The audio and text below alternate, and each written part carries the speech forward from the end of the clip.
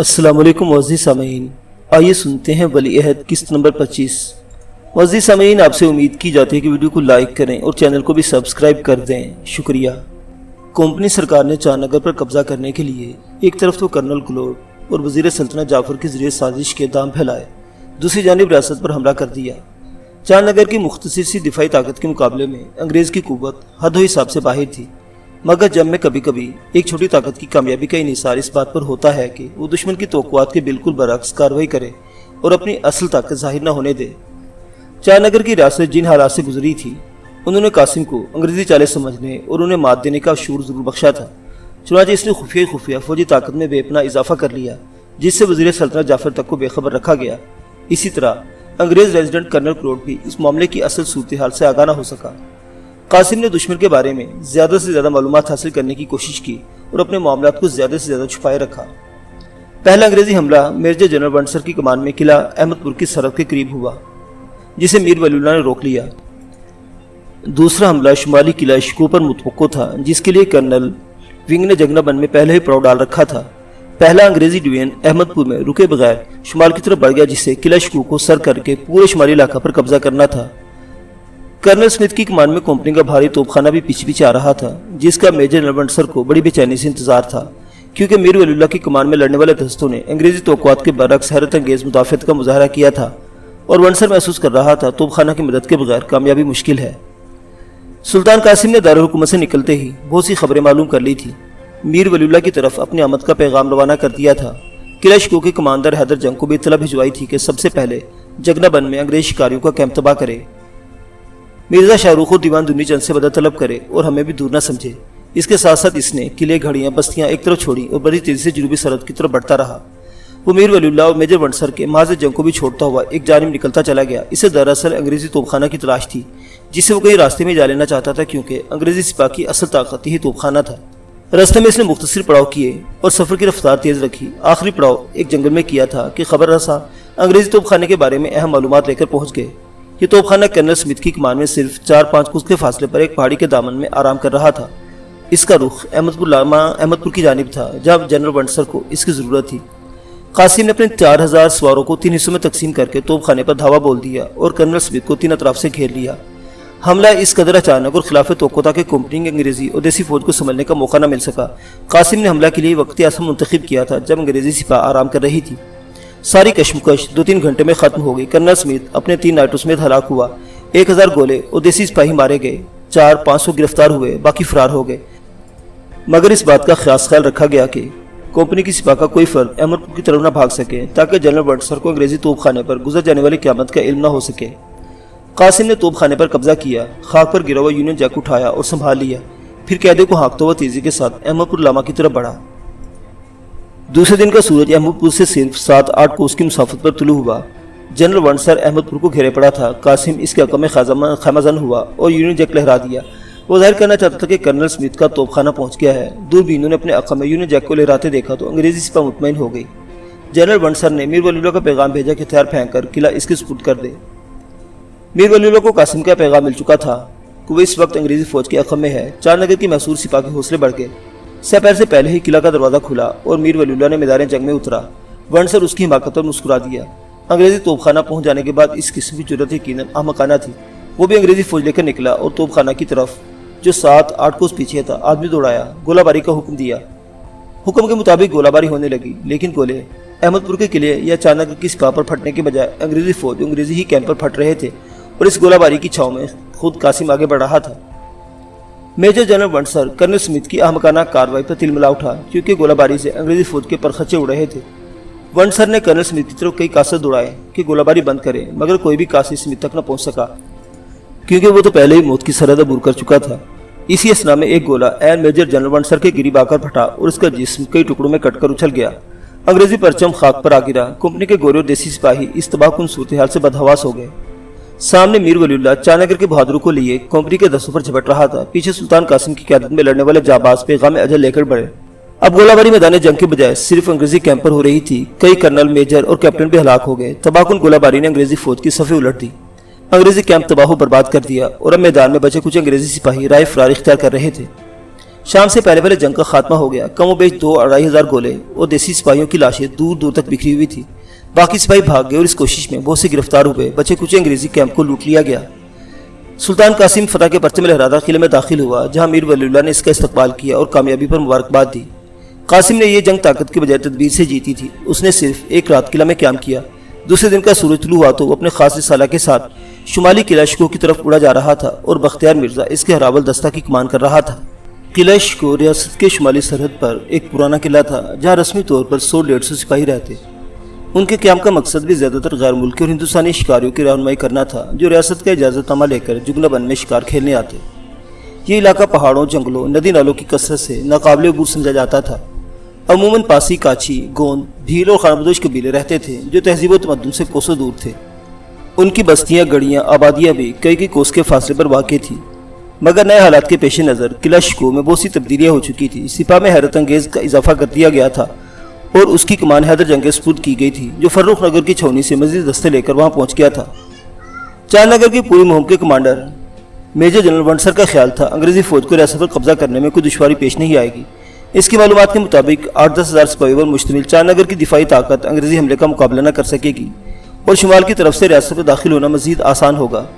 Colonel wing نے بہت سی معلومات فراہم کر دی تھی کہ قلعہ شکوہ پر کسی مزاحمت کیے بغیر قبضہ ہو سکتا ہے۔ انگریزی فوج کو جگنا بن میں کرنل ونگ کے شکاری کیمپ ہی کو جنگی کیمپ میں بدل دینا تھا۔ حیدر جنگ نے قلعہ شکوہ کی کمان سنبھالتے ہی سب سے پہلے انگریز شکاریوں کے کیمپ پر چھاپا مارا، کیمپ کو تباہ کر دیا، مگر کرنل ونگ نکل گیا۔ جب انگریزی فوج کا دوسرا ڈویژن ایک بریگیڈ کی کمان میں جگنا بن کی طرف بڑھا تو کرنل ونگ اس کے ساتھ تھا۔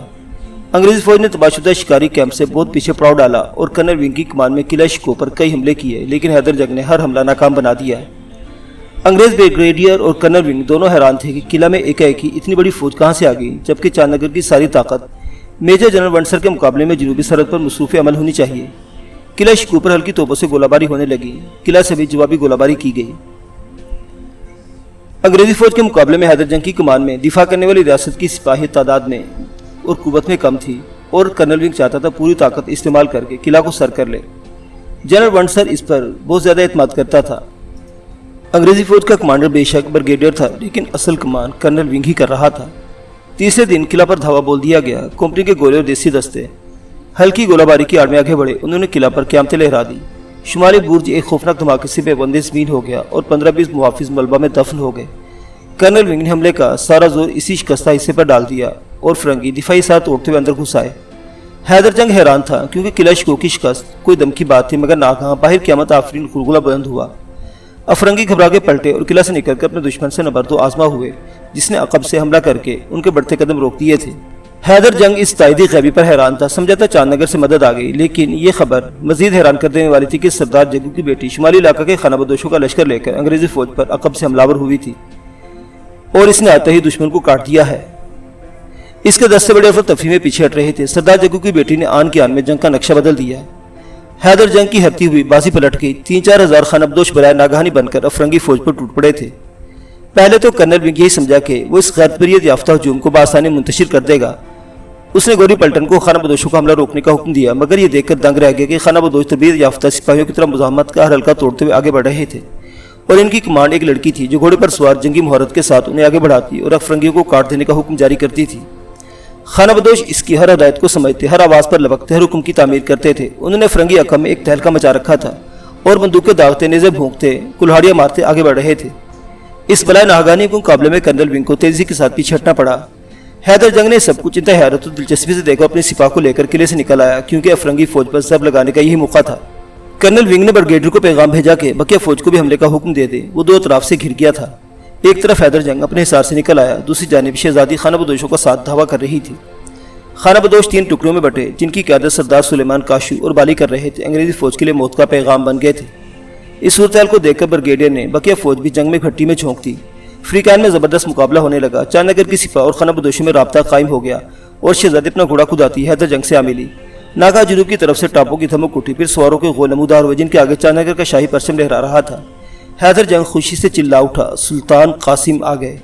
ان الفاظ میں جادو تھا۔ چاند نگر کے سپاہی اور خانہ بدوش یہ مزدہ سن کر تازہ دم ہو گئے اور سردار جگو کی بیٹی اپنی کلہاڑی لہرا کر بولی، حیدر جنگ، تمہارے سلطان کی خدمت میں پیش کرنے کے لیے مجھے کرنل ونگ کا سر چاہیے۔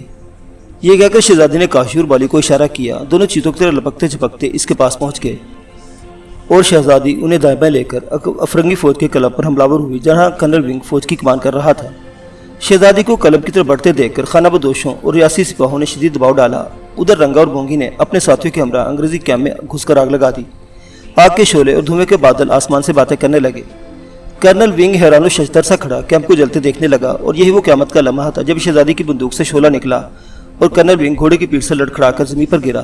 اس کے گرتے فرنگی فوج میں بھگدڑ مچ گئی۔ کاشو اور بالی شہزادی کے پیچھے تڑپتے دم توڑتے کرنل ونگ کے سر پر پہنچ گئے۔ جگو کی بیٹی نے گھوڑے سے اتر کر کلہاڑی سے اس کی گردن کاٹ دی۔ دوسرے لمحے کرنل ونگ کا سر کاشو کے نیزے پر دکھائی دیا۔ ریاستی سپاہی اور خانہ بدوش کمپنی کے گورے اور دیسی سپاہیوں کا تعاقب کرتے انہیں جنوب کی طرف لے گئے، جہاں سلطان قاسم کے سواروں نے گھیر لیا تھا۔ قاسم قلعہ شکوہ کے سامنے آ کر رک گیا۔ اس کے آتے ہی جنگ جیت لی گئی تھی۔ حیدر جنگ نے آگے بڑھ کر فتح کی مبارکباد پیش کر بتایا، ہماری ہاری ہوئی جنگ سردار جگو کی بیٹی اور خانہ بدوشوں نے جیتی ہے۔ قاسم حیران و ششدر رہ گیا۔ سردار جگو کی بیٹی؟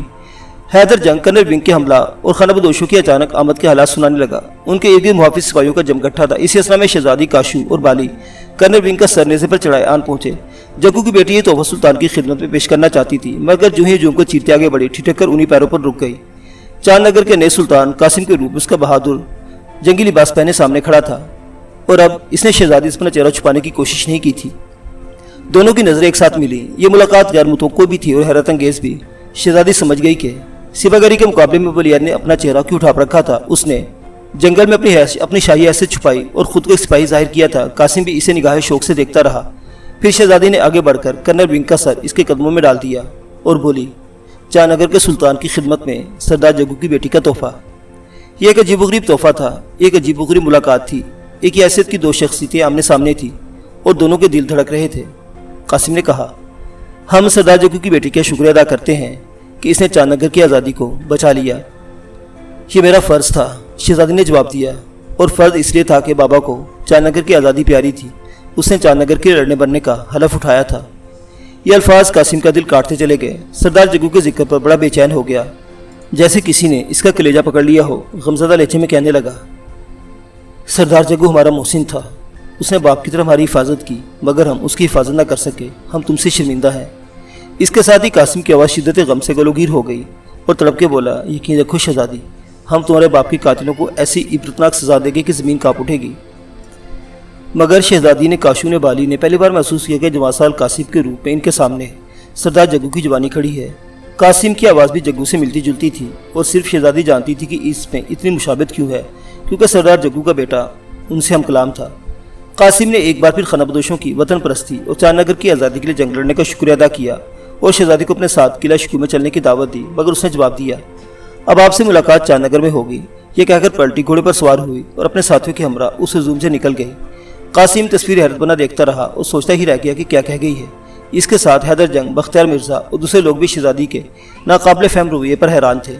کچھ دیر بعد شہزادی خانہ بدوشوں کے ہمراہ میدان جنگ سے رخصت ہو رہی تھی جو اسی نے جیتا تھا۔ چاند نگر کو فتح کرنے کی افرنگی مہم مکمل طور پر ناکام ہو گئی۔ کمپنی سرکار کی گورا اور دیسی فوجیں ایک چھوٹی سی کمزور ریاست کے جذبہ حریت کو شکست نہ دے سکی، بلکہ خود بھاری جانی اور مالی نقصان اٹھا کر جنوب کی طرف فرار ہو گئی۔ کلکتہ کے فورٹ ولیم کے لیے شکست کی خبر انتہائی الم انگیز تھی۔ اب اسے چاند نگر کے بارے میں اپنی پالیسی تبدیل کرنا پڑی۔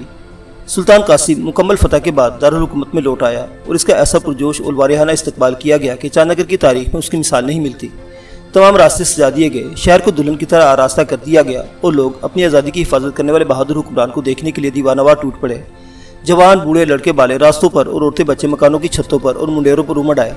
قاسم اس ہجوم استقبال سے گزرتا شاہی محل کے دروازے پر پہنچا، جہاں ملکہ بیگم، مرزا شاہ رخ، دیوان دنی چند، میر منشی احمد شجاع، محاسب اعلیٰ جسونت رائے، افسر خاص نادر بیگ، رگھوناتھ اور بھیل سواروں کے سردار حیدری چاچا منصور کاکا اور دوسرے لوگ پیشوائی کے لیے موجود تھے۔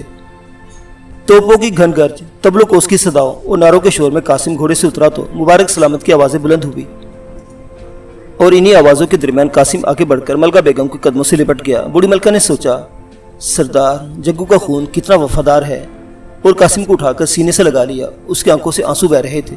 قاسم یہ آنسو دیکھ کر تڑپ کے بولا، امی حضور، آج یہ آنسو کیسے؟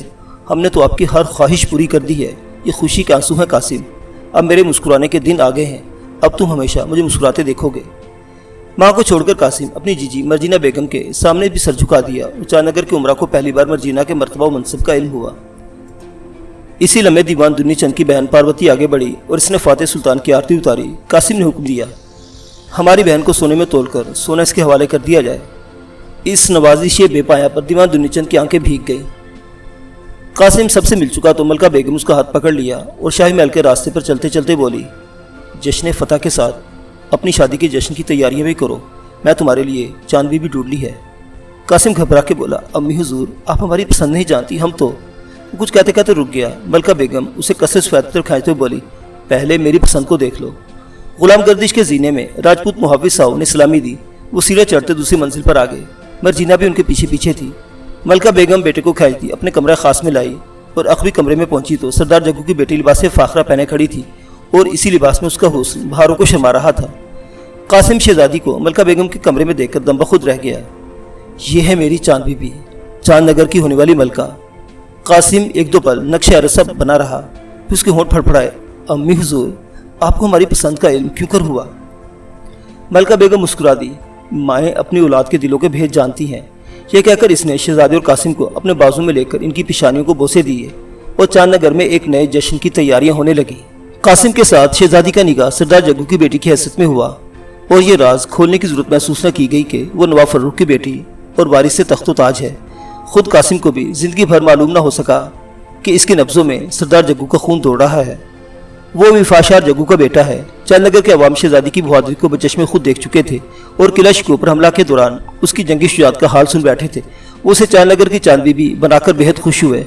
उसी दिन रियासत गुलियार की शहजादी फौजिया सुल्ताना और बख्तियार मिर्जा की शादी भी हुई और बख्तियार मिर्जा ने सुल्तान कासिम से शिकायत की कि उसके दम मौजूदगी में जग्गू की बेटी ने जाफर की वो हवेली फूंक डाली जो सुल्तान ने उसे बतौर इनाम दी थी। लिहाजा उसे हवेली की मुरम्मत का खर्चा दिया जाए और हजाने के तौर पर सुल्तान कासिम और शहजादी उनकी दावत कबूल करें। शहजादी की शादी के दूसरे दिन चांदनगर में एक अजीमुशान दरबार लगा। शहजादी चांद बीबी बनकर रियासत के तख्त पर कासिम के पहलू ब पहलू बैठी। मलका बेगम अपनी बेटी को बाप के तख्त पर बैठे देखकर मुस्कुरा रही थी। मर्जीना भी बेहद खुश और मुतमईन नजर आती थी, मगर उस हजूम में एक नौजवान ऐसा भी था जिसका दिल एहसास महरूमी से टूट फूट गया और वो खानबदो जंदू का बेटा काशू था। शहजादी ने काशू को मसनद के करीब बुलाया, बोली, काशू सरदार जग्गू की बेटी की किस्मत में ये लिखा था जो तुम देख रहे हो। आज से मैं तुम्हें खानाबदोशों का सरदार मुकर्रर करती हूँ और उम्मीद रखती हूँ जिस तरह सरदार जग्गू हमेशा चांदनगर का वफादार रहा उसी तरह तुम भी रहोगे।